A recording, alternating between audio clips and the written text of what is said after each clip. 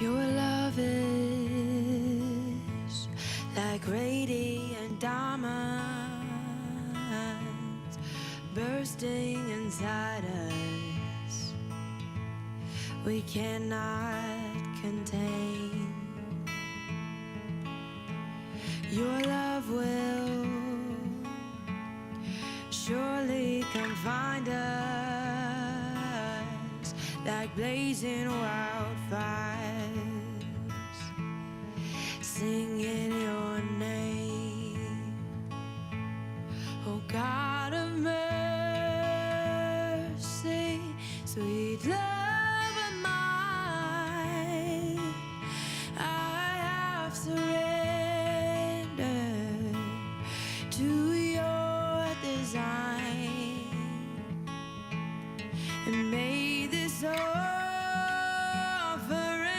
stretch across the skies, and these hallelujahs be multiplied. Good afternoon. Welcome. My name is Noah Filipiak. I'm the pastor at Mosaic Church, where the Koons family attends, and we're blessed to be sister churches with Thornapple Covenant Church, allowing us to use their building today. We are so glad you are here. Welcome. Thank you for coming to support the Koons family on this day. The Koons family is so glad that each of you is here to grieve with them and to show them your love and support. It means the world that you're here with them today. It is such a comfort in life to know that we are not alone. And your presence here reminds the Koons family that they are not alone. That's a theme that we're going to come back to later in the service. Today is probably going to be unlike any funeral that you've ever attended.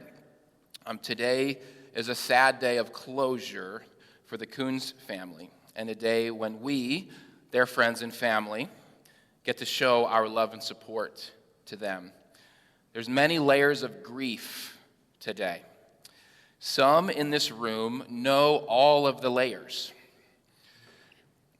Some do not. But you are invited into the grieving process at whatever layer you are at, because there is much to grieve at every level. And while full disclosures are not appropriate in this setting, it's important to the Koons family and will help immensely in the best way you can support them for us to be clear at the beginning of this service that we are not going to fake things today. We are not going to pretend today or put on a mask. That will be another theme today, not putting on masks and pretending. Death is terrible, and it was never meant to be here. Death is not how God designed the world. We were never supposed to have to deal with it. It is okay to grieve and to mourn death, and to grieve and mourn the unfair and unjust challenges that Xavier faced early in his childhood. There are no easy answers to any of this, but we can lament together. And we can remember that God weeps too, and that he mourns with us. For the Christians in this room, we do not know where Xavier was at in his faith exactly at the time of his death. He professed faith in Christ and was baptized at the age of 9, soon after his adoption into the Koons family. He was not practicing faith in Christ in the years leading up to his death.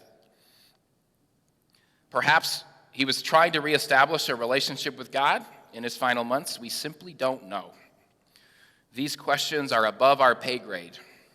And I would ask on behalf of the Koons family that your theological convictions, perhaps some of the normal things you might say to a family at a Christian funeral, encouragements, explanations about very complex questions would be kept unsaid at this one, however good intentioned. There are no silver linings on a day like this. These are not my words.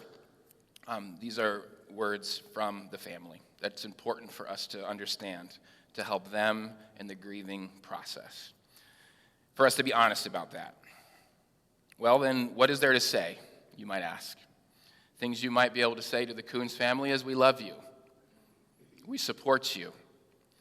We are here for you, and you are not alone. Another good thing to say is, I'm here to listen if you ever need an ear. And hugs. Hugs are good too.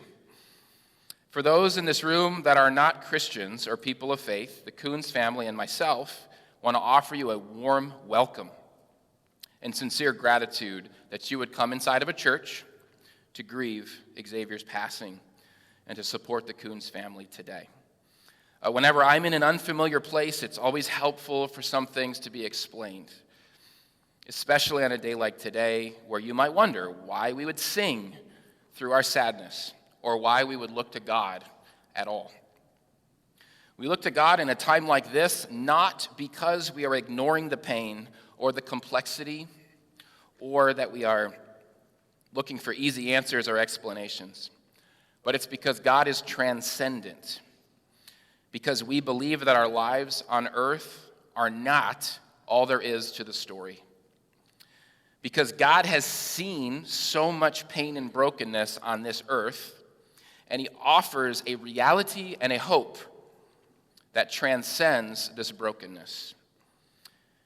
And because he does mourn with us, because he took on flesh and he became a human, Jesus Christ. Hebrews 4:14-16 tells us that Jesus can empathize with our weakness. The scripture says, therefore, since we have a great high priest who's ascended into heaven, Jesus, the Son of God, let us hold firmly to the faith we profess. For we do not have a high priest who is unable to empathize with our weakness, but we have one who has been tempted in every way, just as we are, yet did not sin. Check this verse out. Let us then approach God's throne of grace with confidence so that we may receive mercy and find grace to help us in our time of need. Jesus can empathize with our weakness. Jesus experienced abuse. Jesus experienced brokenness. He experienced betrayal, loss, and death. So Jesus can empathize with us in all of these things and wants us to come boldly to him. Empathy is another theme we'll revisit today. When it comes time to sing, you don't have to sing, but please stand in solidarity. Xavier loved music, and the entire Koons family loves music, particularly worship music. Modern Christianity often paints a rosy picture of God, as if it's all victories and triumph and smooth sailing, like we're selling someone a product and we have to exaggerate the bright spots. But the Bible is much more real and raw than that. In the Jewish tradition and in the early Christian tradition, lament was an essential part of their worship. Around 1/3 of the 150 Psalms in the Bible are laments. These psalms were sung in public worship services, and they expressed a standard piece of the experience of faith in this broken world. Lament says things are not okay. Things are very broken. Laments often challenge God and question him, and they're an outlet for raw, unfiltered emotion. Does God still care? Where is God in the midst of such brokenness and pain? Has he abandoned us? This is part of our biblical Christian prayer language that is often neglected in today's church. Today is a day for lament, and we take our laments to God. I'd invite you to stand, and I'm going to read a lament prayer. You don't have to read out loud, but I'd invite you to stand as we prepare to sing in worship together. Before we sing, I'm just going to read Psalm chapter 6, which is a lament prayer that would have been sung in the Jewish tradition. Psalm 6 says, Lord, do not rebuke me in your anger or discipline me in your wrath. Have mercy on me, Lord, for I am faint. Heal me, Lord, for my bones are in agony. My soul is in deep anguish. How long, Lord, how long? Turn, Lord, and deliver me. Save me because of your unfailing love. Among the dead, no one proclaims your name. Who praises you from the grave? I am worn out from my groaning. All night long I flood my bed with weeping, and I drench my couch with tears. My eyes grow weak with sorrow. They fail because of all my foes. Away from me, all you who do evil, for the Lord has heard my weeping. The Lord has heard my cry for mercy. The Lord accepts my prayer. Amen.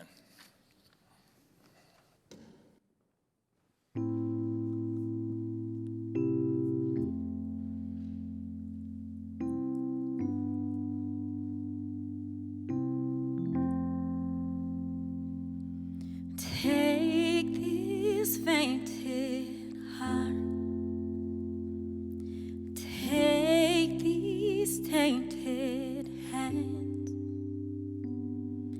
wash me in your love, come like grace again. Even when my strength is lost, I'll praise you.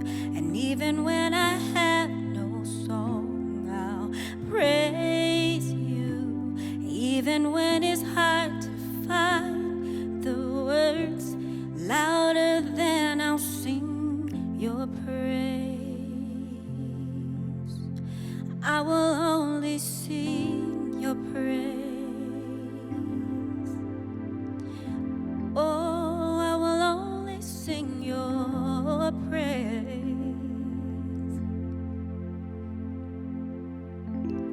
Take this mountain away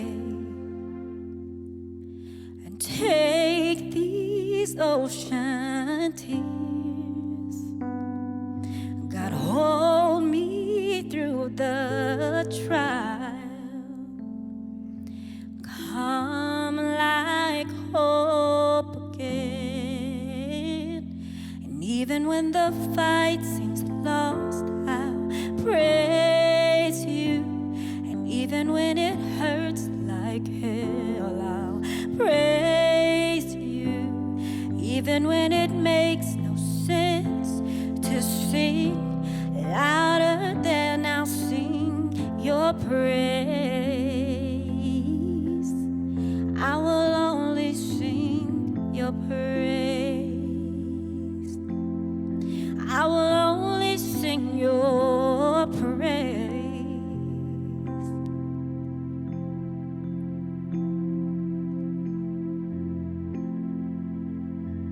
Even when the morning comes, I'll praise you. And even when the fight is won, I'll praise you. And even when my time on earth is done, louder than I'll sing your praise. Yes, I will only sing your praise. I will only sing your praise. I will only sing your praise.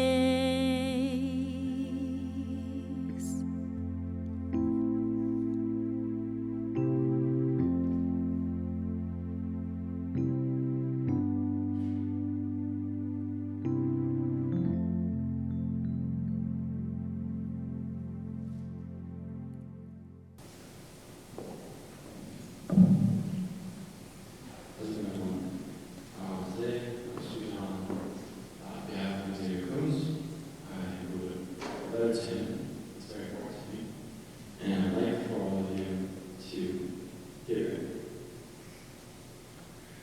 Very good. How do I begin the process of what happened?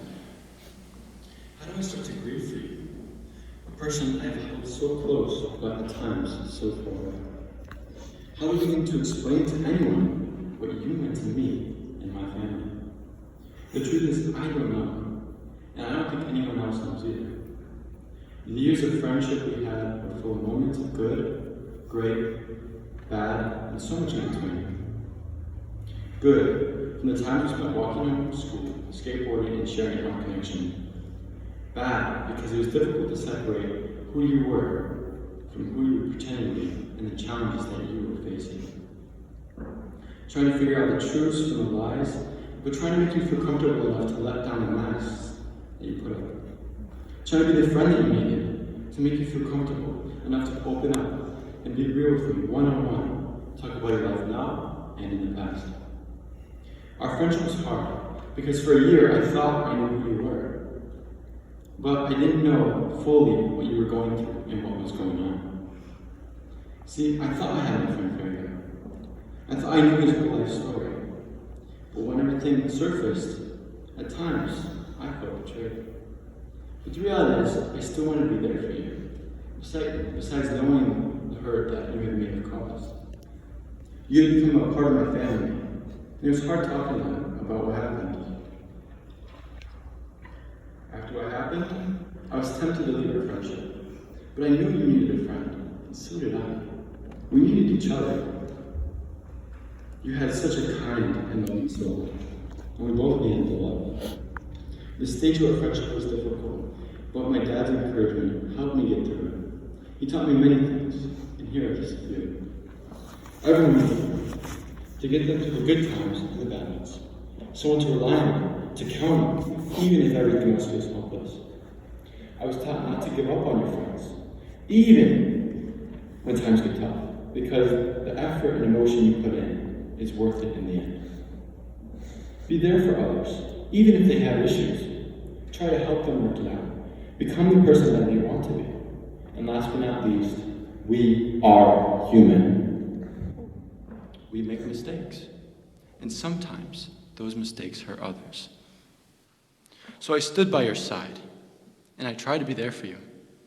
It all went well for a while, and we had great times. But that came to a pause when you left your family home to do life on your own. I would go look for you. I would try to find out where you went. I'd be wondering why I couldn't spend more time with you like how we did back then.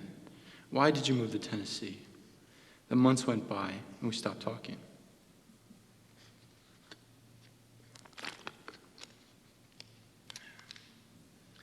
Through this time, I was hoping for the best, knowing that if we spoke again, I would love it. Monday, June 10th, was the day I asked your mother for your number. I needed that number. I had to have it. It was like I had a feeling in the bottom of my heart, like I needed to speak to you, like if my life depended on it. I had to talk to you. You are my brother. I had to speak to you again.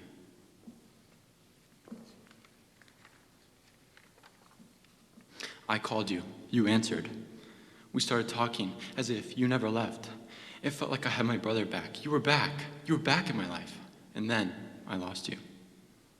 We called for 2 months before you passed. And during that 2 months, we spent FaceTiming, talking on the phone for 3 hours straight every other night. It was a lot of fun. And I had so many great times, remembering our memories.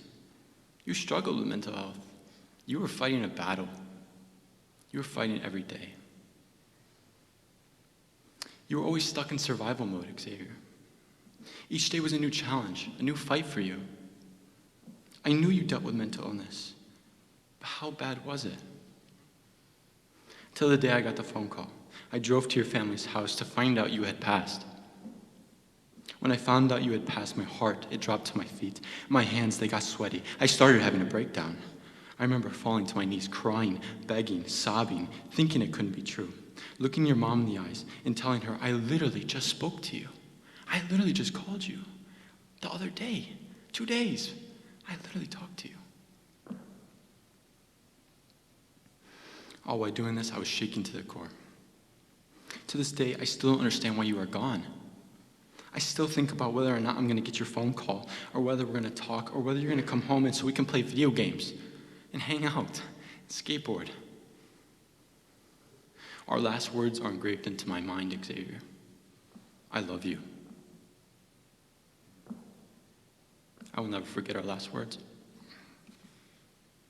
When you died, it was like my life was paused in time. My heart, it stopped. It was like if someone took my heart, tear it in half, and tried to put it back inside my body. Xavier, there's a few things I wish from our friendship that I wish we had, and here's a few of them. Xavier, I wish our friendship was more open. I wish you truly felt the love that me and other people gave you. I wish you felt so deep. You felt no shame in the person who you were. You could take down all the things that were bothering you. You could face all the challenge that you faced, and you could do it. Because the truth is, we loved you, not because of your lies, but in spite of them. We had so many talks on mental health, but I wish we had more.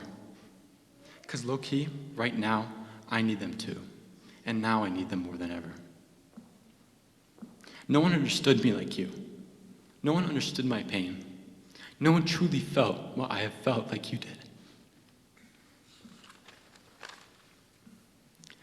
We were good friends, but I can't help to wonder how much more stronger than it already was that it would have been if we could just talk about what happened to, the mental health. Our friendship was easy, but at the same time so difficult. It was fun, but at times so hard. We were so close, but at times so far. It was so many things all in once. I miss you, and I love you. Before I finish up, I want to say a message to all of you. Reach out to your loved ones and tell them that you love them. The ones you talk to every day and the ones you haven't talked to in years. Be real with your friends and family. Help motivate them to do the same. Everyone needs love. We aren't designed to live alone. One other thing. God will support you in your battles. It doesn't matter what you've said. It doesn't matter what you've done. It doesn't matter who you've been. The Bible tells us, as far as the east is from the west, He has removed your transgression from you. Your past does not define who you are, and your history does not define your future. And one last message to Xavier.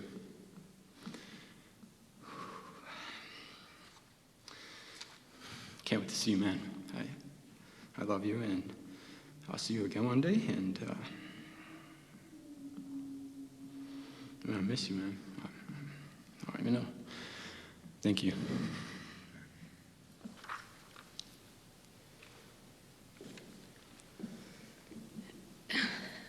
It's all hard. It's hard getting your text that would change so much. Hard coming home that day knowing something happened to you. Hard having your worst fear come true, having all of these emotions and no idea how to express yourself. It's also been hard for me losing someone who you've been there for since day one.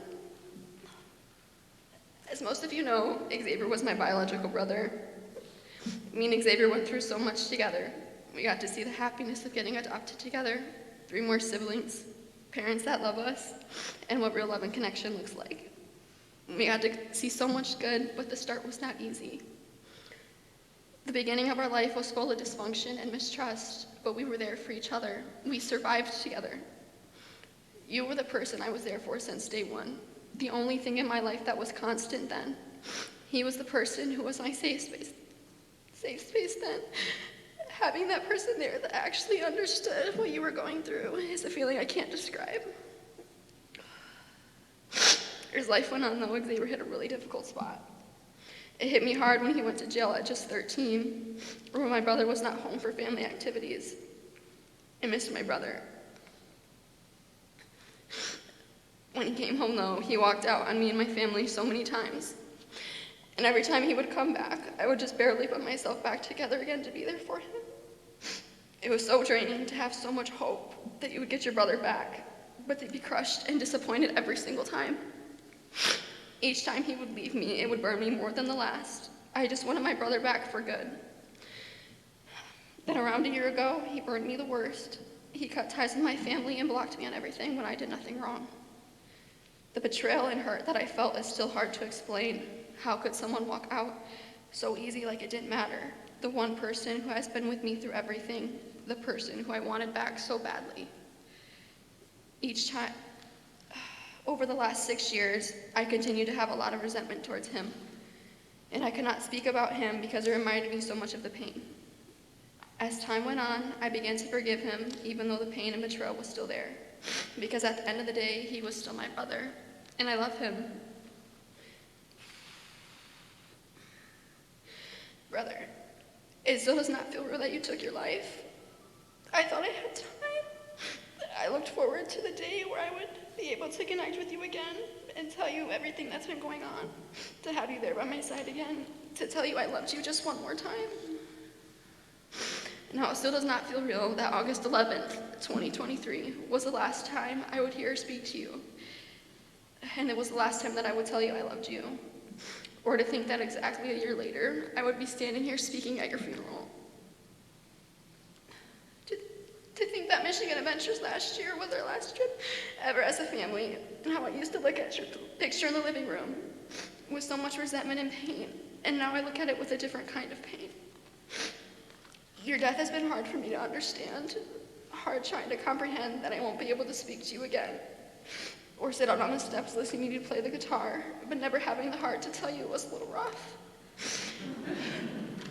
Or at 5 a.m. walk to the bus stop for school, and how sometimes you would open up to me, or talk about something crazy, or all the times I would record you belting out your favorite songs, or listening to you make your own.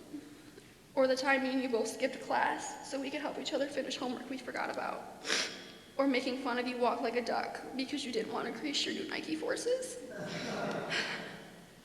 It's hard knowing life will move on without you, when the only thing I want is you here. With that being said, this is definitely going to be the hardest goodbye, but my love has not changed for you. I knew you were struggling, but I never realized how bad it was. You had so many masks, and it was hard for me to reach you. I never wanted to be anything more than to be there for you, to be the person you could rely on again, or just be the person you could vent to. For you to let down your masks and be vulnerable, but I understand how scary and uncomfy that can be. But every human craves connection. Mental health has always been important to me, but now it's so much more real, and I really want to talk about it. As I said, all of us as humans to the core crave two things, and it's connection and love. We all need people who we can share our feelings with to have a safe space and be vulnerable, because vulnerability breeds vulnerability. So reach out to the people you love and care about, because it really does make a difference. With that being said, I just wanted to share something that a lot of people say to me, and that is, you never think it's going to happen to you until it does. And that right there is really hard for me to swallow. I never thought it was going to happen to me, but it did. So check on the people you care for. I also just wanted to say thank you. Thank you to all the people who have taken their time to talk with me and my siblings, or taken us out to have a person to talk to give us that safe space. It means so much, and thank you all for supporting us today. It truly does mean more than you think.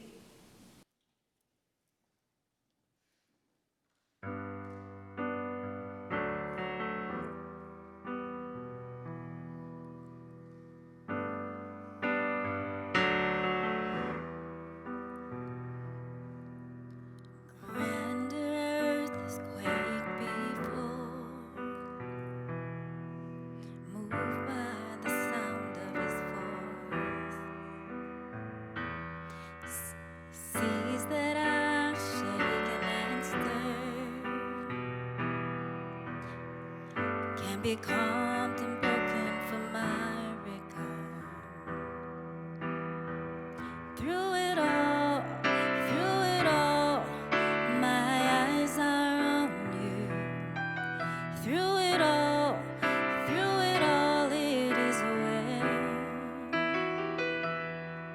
Through it all, my eyes are on you, and it is well with me.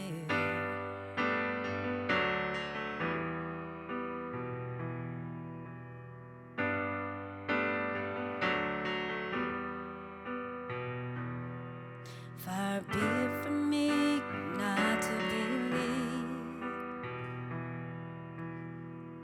even when my eyes can't see. And this mountain that's in front of me will be thrown into the midst of the sea.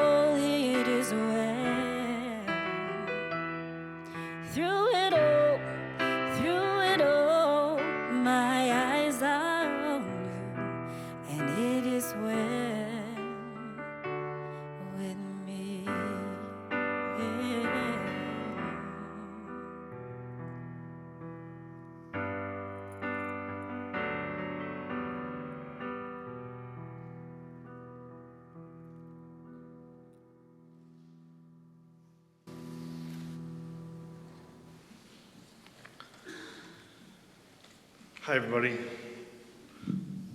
This is, I guess, the part where everything feels more real.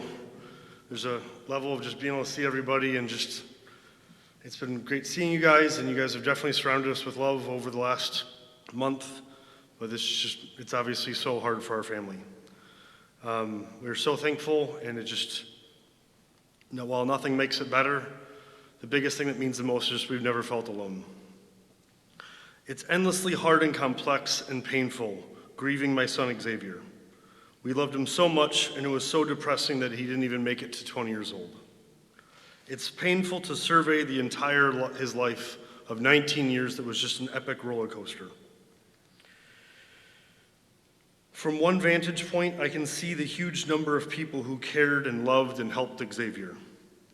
From another perspective, I can feel the weight of trauma, bad decisions, and lasting consequences. From another point of view, I can see the young pictures of him when he was so young and happy, innocent and full of life. Yet from another, I can feel the massive amount of pain, suffering, wreckage, and brokenness. And from another, I can remember the lasting fun that Xavier brought to our lives, getting our family into Star Wars, Legos, and the artist NF. There's so many overlapping ways to look at Xavier in his life. It's impossible to put all the pieces together fully.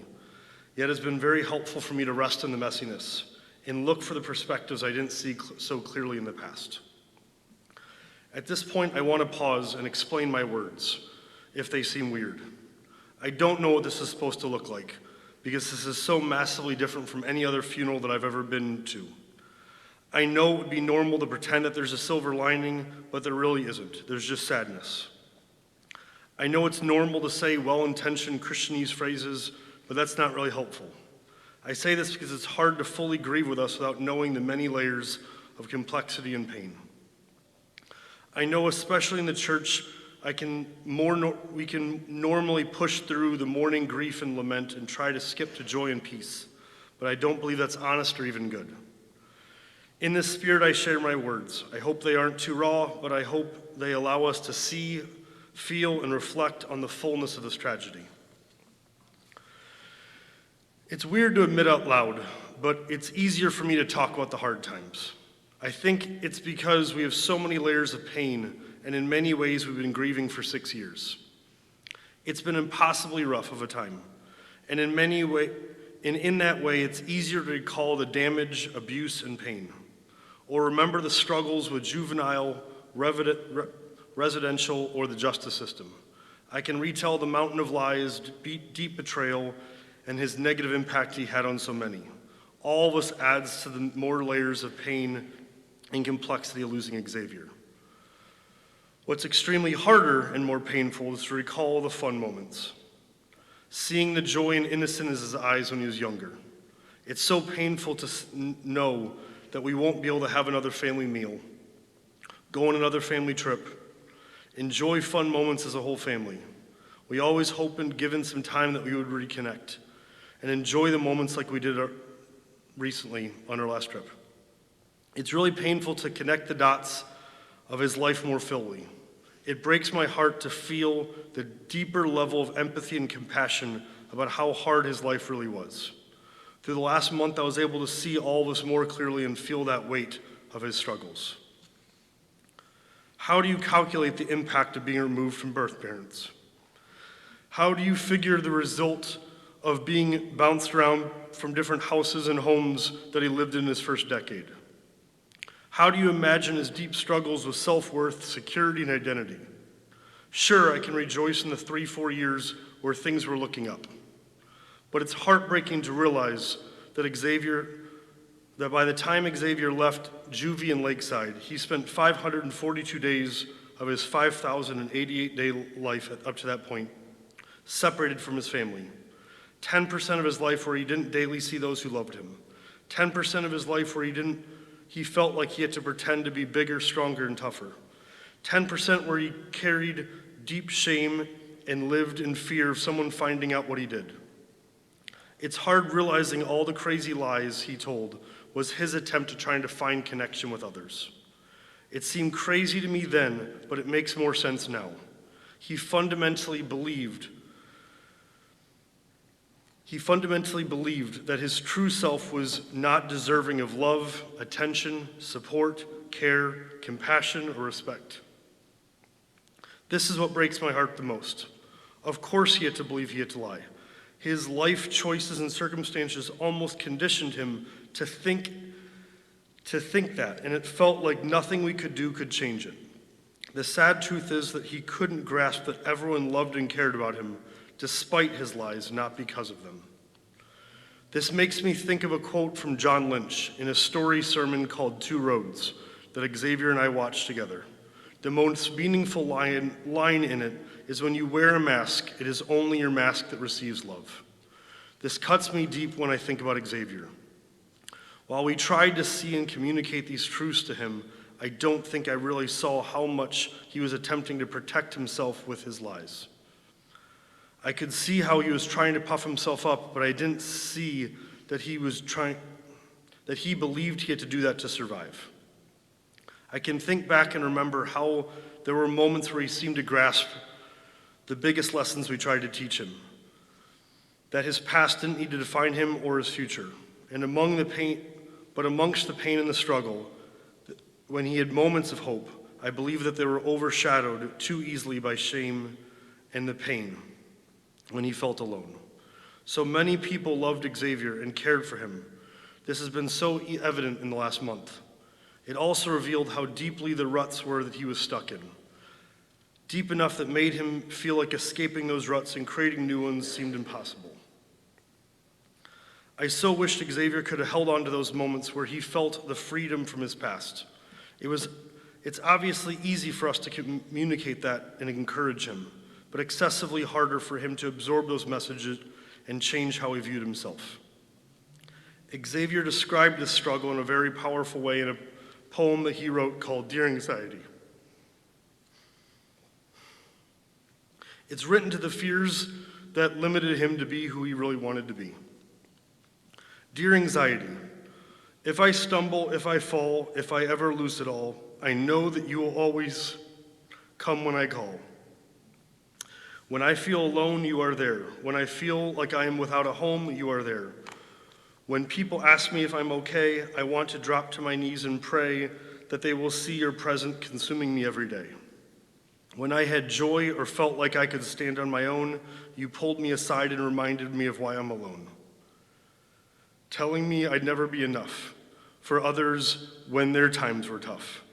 Reciting to me everything I've done and everything's been done to me, telling me that because of that is all they will ever see.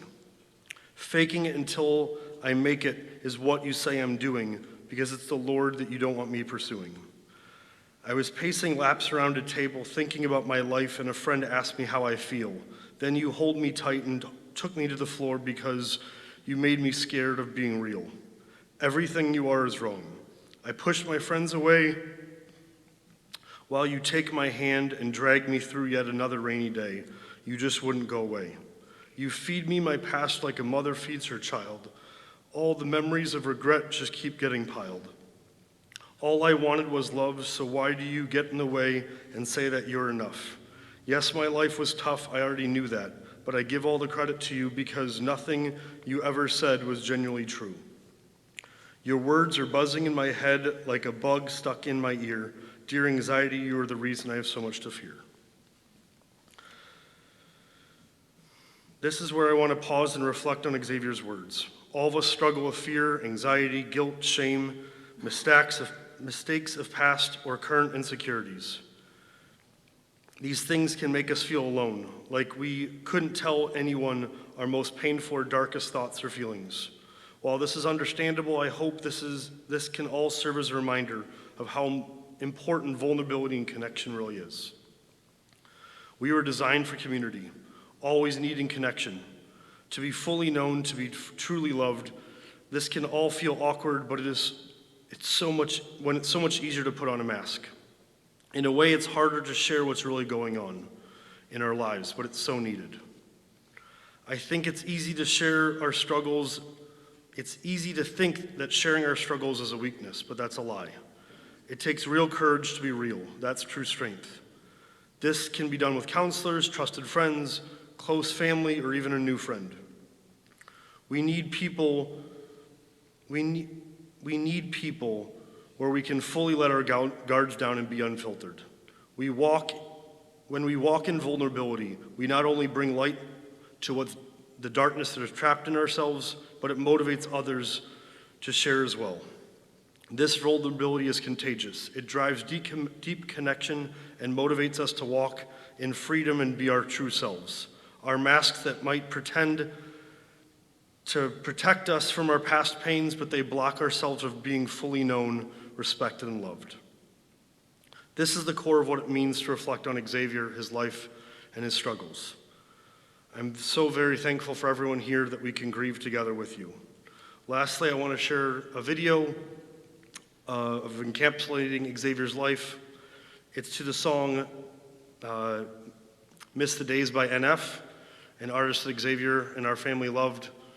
I will say it's probably going to feel a little jarring from the more mellow worship music because it kind of sounds like Eminem, but he's an amazing Christian artist that has some amazing deep lyrics. So I hope you enjoy.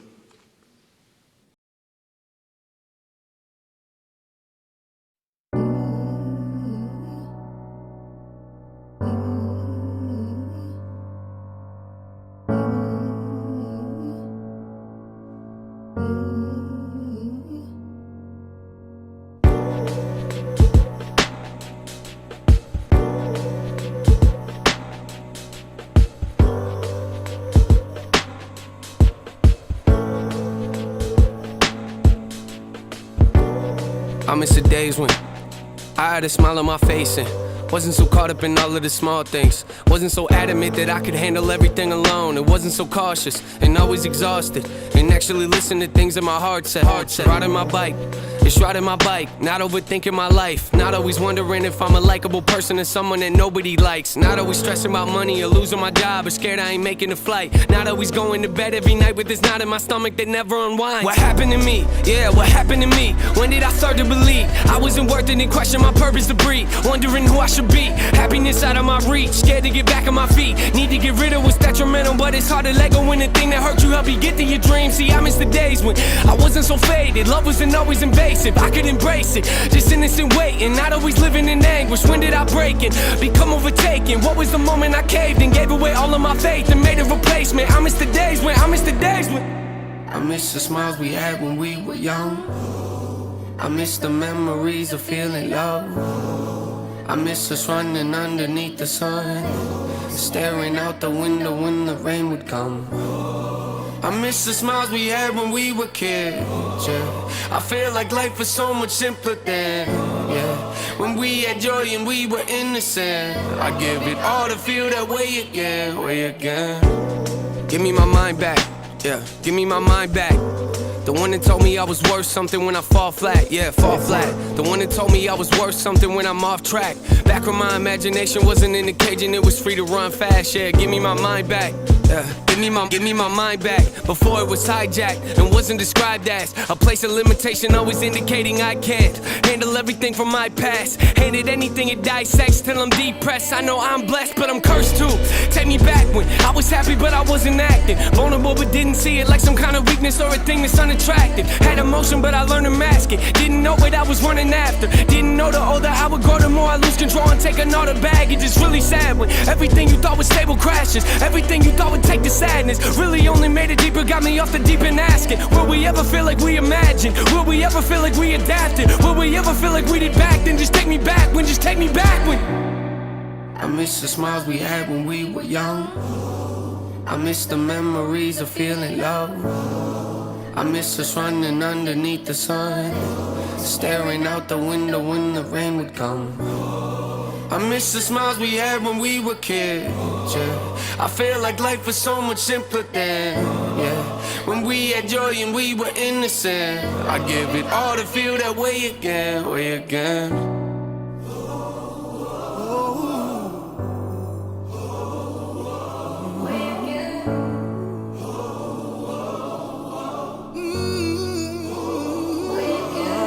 Yeah.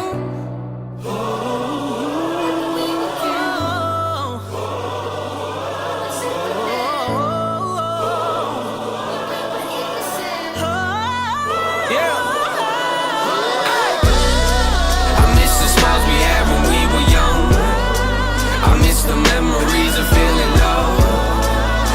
miss us running underneath the sun, staring out the window when the rain would come. I miss the smiles we had when we were kids.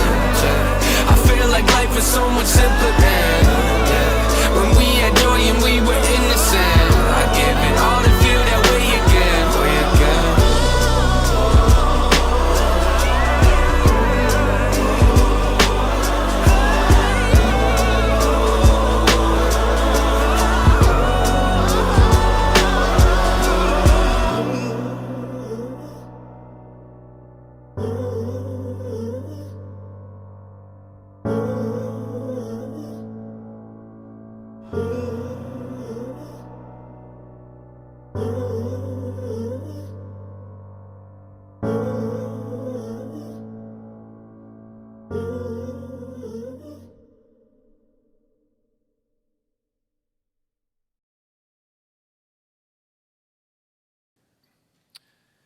I'm going to go off script just for a moment.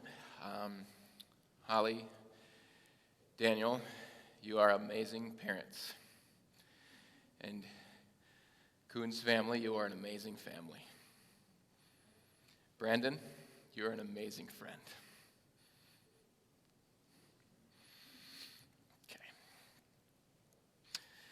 We are all weak. We all need help. You are weak. You need help. I am weak. I need help. In my welcome, I said 3 things would be themes. Number 1, it is such a comfort to know that we are not alone. But we must be vulnerable to experience that connection. Number 2, we aren't going to fake things today or pretend or put on a mask. Instead, we're going to be vulnerable with the truth. And number 3, the theme of empathy. We can approach Jesus and find empathy, acceptance, love. We can approach one another and find empathy, acceptance, and love, not judgment. Not judgment because we are all in the same boat. The first step to becoming a follower of Jesus is admitting I'm broken. It's admitting I've done wrong. I cannot save myself. I need help. And then I receive Jesus' grace to forgive me and make me whole. Anyone who claims to be a Christian claims to believe this at the foundation of who they are. Christians should be the most approachable, most empathetic people to be vulnerable around and to be vulnerable ourselves. Because we already believe that we need grace. To say you don't need grace, that there's nothing wrong with you, is to not be a Christian. Yet churches often become places where everyone pretends like they have it all together. And everything is good and fine, and you can't let people know you're falling apart inside for fear of being looked down upon or ostracized. But Jesus hung broken on a cross. He experienced all of the brokenness of this world, as we read earlier in Hebrews 4. He empathizes with you, and you will be loved, accepted, and made whole when you come to him.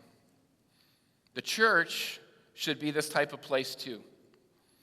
Yet the church has hurt many, where in their pain and brokenness, people found shame, judgment, rejection, and even abuse in the church.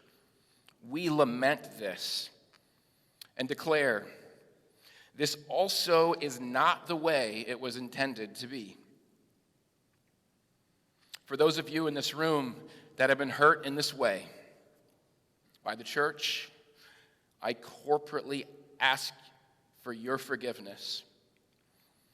And I invite you not to give up on Jesus because of the sins of his bride, the church. You've heard today that Xavier wore a mask. You could hear it in his own poem, Dear Anxiety. This mask protected Xavier. You can't be vulnerable, open, exposed when you're protecting yourself and not letting anyone in. You can't be healed when you don't show your wounds. The mask helped Xavier pretend he was bigger, stronger, tougher. It covered up his shame where nobody would ever see it.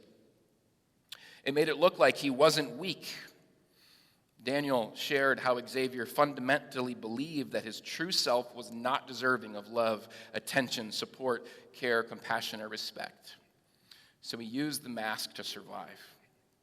When someone takes their own life, it's easy to think, if I had said, I love you more, if I had known that would be our last conversation, I would have said more.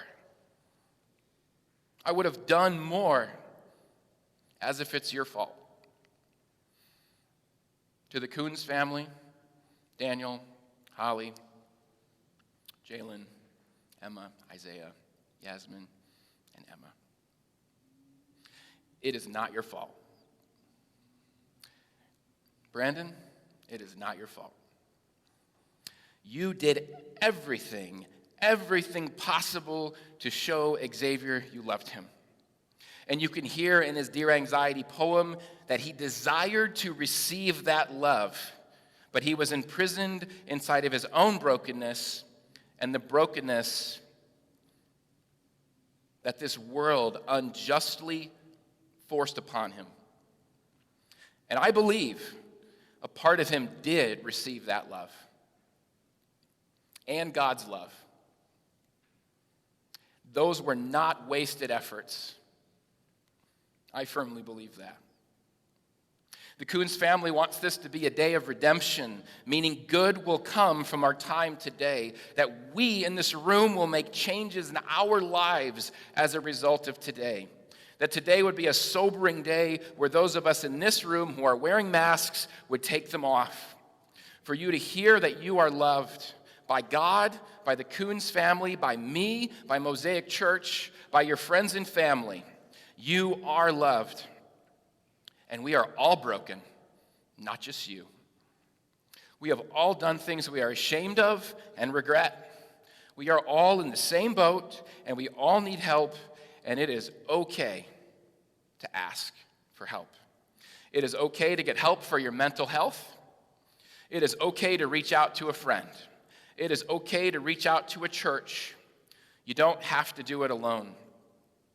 The Bible describes an enemy of God named Satan. His name literally means deceiver, and sometimes he's called the father of lies. In my experience, his biggest lie to me and to you is that we can do it alone. But deep down, we all know we can't. When we lie in bed at night and our thoughts swirl, when we look in the mirror and we stop posing and posturing, we know we are weak. But the upside down good news of Jesus tells us that when we are weak is actually when we are strong, if we reach out for help, if we are vulnerable, if we admit our weakness. 2 Corinthians 12, 7-10 says this. This is written by the Apostle Paul. He wrote a large majority of the New Testament in the Bible. He says, I was given a thorn in my flesh, a messenger of Satan to torment me. 3 times I pleaded with the Lord to take it away from me, but he said to me, my grace is sufficient for you, for my power is made perfect in weakness. Therefore I will boast all the more gladly about my weaknesses, so that Christ's power may rest on me. That is why, for Christ's sake, I delight in weaknesses, in insults, in hardships, in persecutions, in difficulties. For when I am weak, then I am strong. There's no explanation given of how a messenger of Satan gave the Apostle Paul this thorn, and we would again do well not to go above our pay grade and turn that into some kind of formula. But I want to point out in verse 7 the graphic use of the word tormented. That this thorn tormented Paul. That is a real word. That is a relatable word.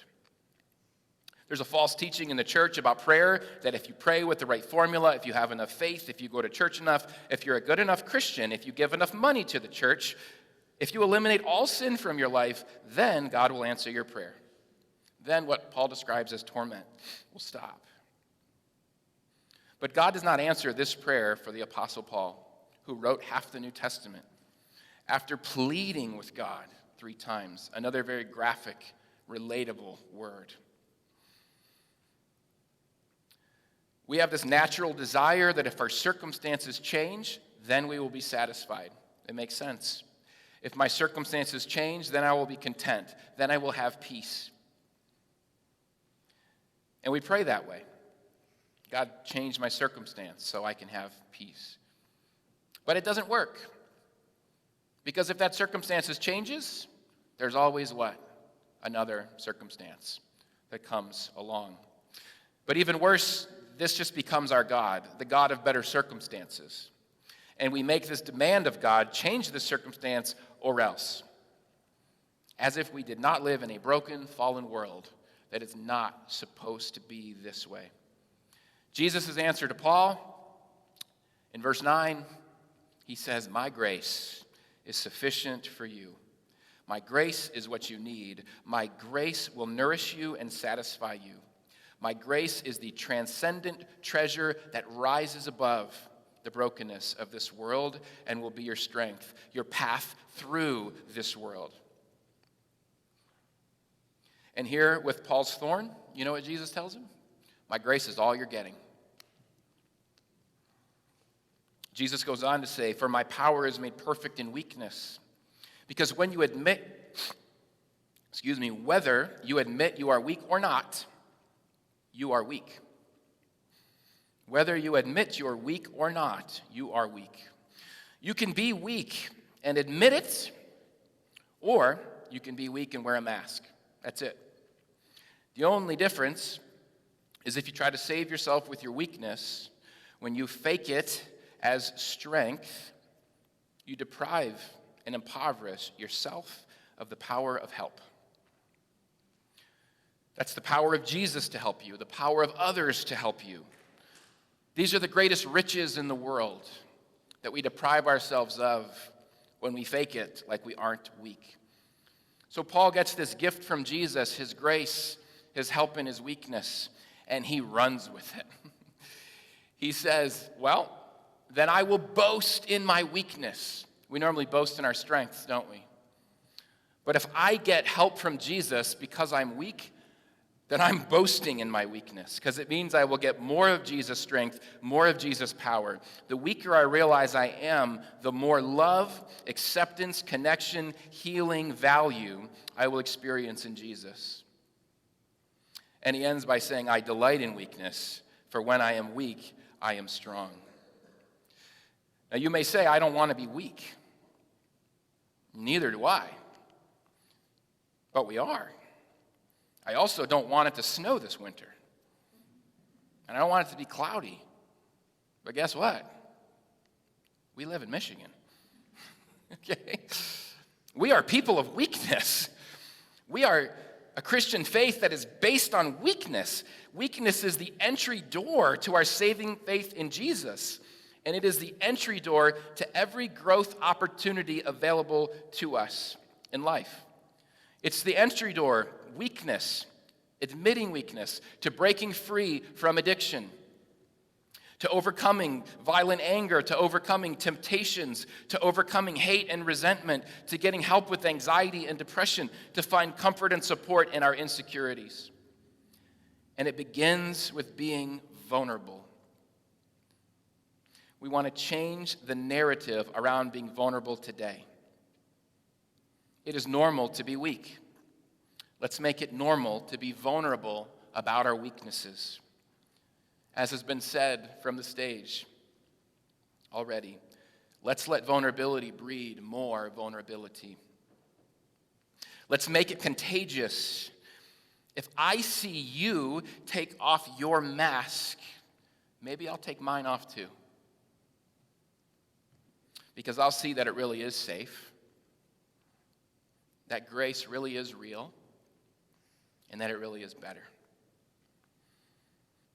We're going to shift into a private time of reflection and space, just to give you a chance to grieve. It'll just be a couple minutes. We're just going to play some light music in the background. We're not asking you to do anything.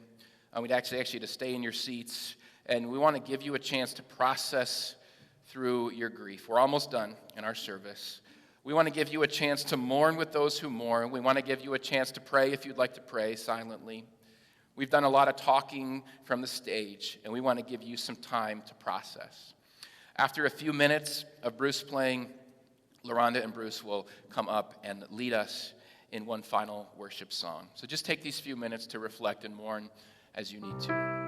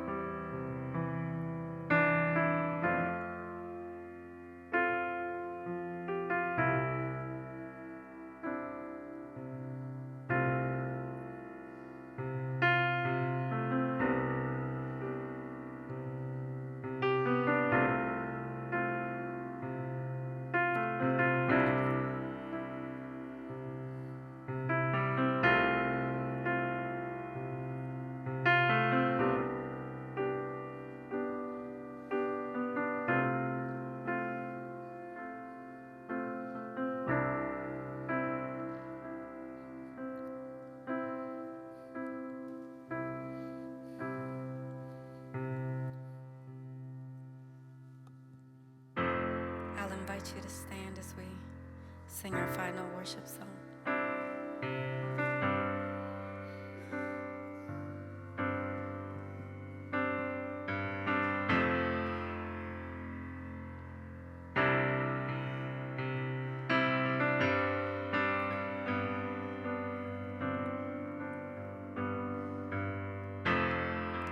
I am surrounded on every side, can't see the light of day, but I am persuaded beyond all hope you won't let go of me. I stake my claim on every word you say. You will not be led, and I will sing through fire and thunder, 'cause you are on my side. I trust you with my life. story, it isn't over. Even against all odds, you are a faithful God. You're a faithful God.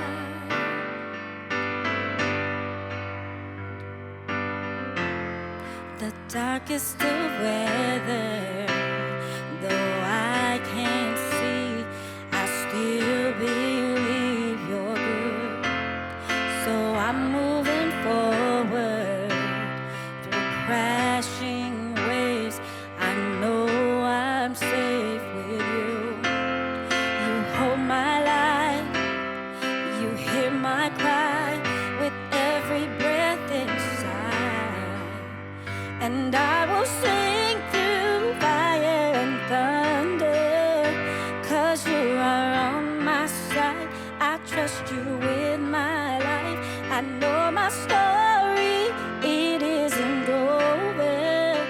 Even against all odds, yes, you are a faithful God. That's who you are. Yes, you are a faithful God.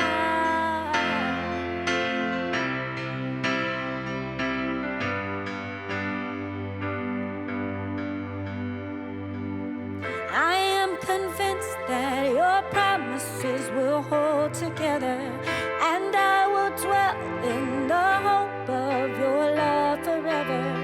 I am convinced that your promises will hold together, and I will dwell in your love, and I will sing through fire and thunder, 'cause you are on my side. I trust you with my life. I know my story, it isn't over. Even against all odds, yeah, you are a faithful God. Oh, that's who you are. You are a faithful God. You're faithful God. You are a faithful God.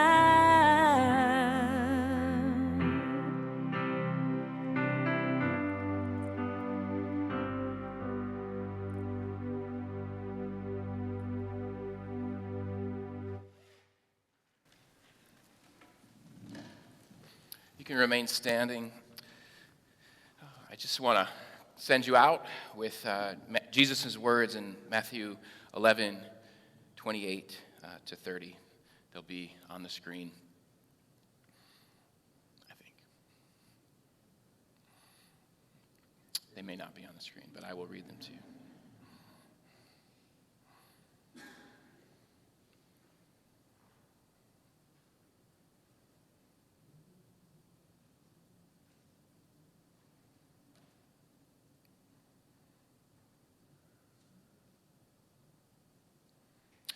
Jesus says, "Come to me, all who are weary and burdened, and I will give you rest. Take my yoke upon you and learn from me, for I am gentle and humble in heart, and you will find rest for your soul. For my yoke is easy, and my burden is light." You are dismissed at this time. There's not a formal reception, but the Koons family invites you to hang out for 30 minutes or so. We have lots of coffee and snacks in the commons. You can head right in those doors and help yourselves, and you can hang out in that room or in this room. And do you guys want to be in here or head out? They'll be all over. You know the Koons family. They'll be all over. You are dismissed. Thank you so much for coming.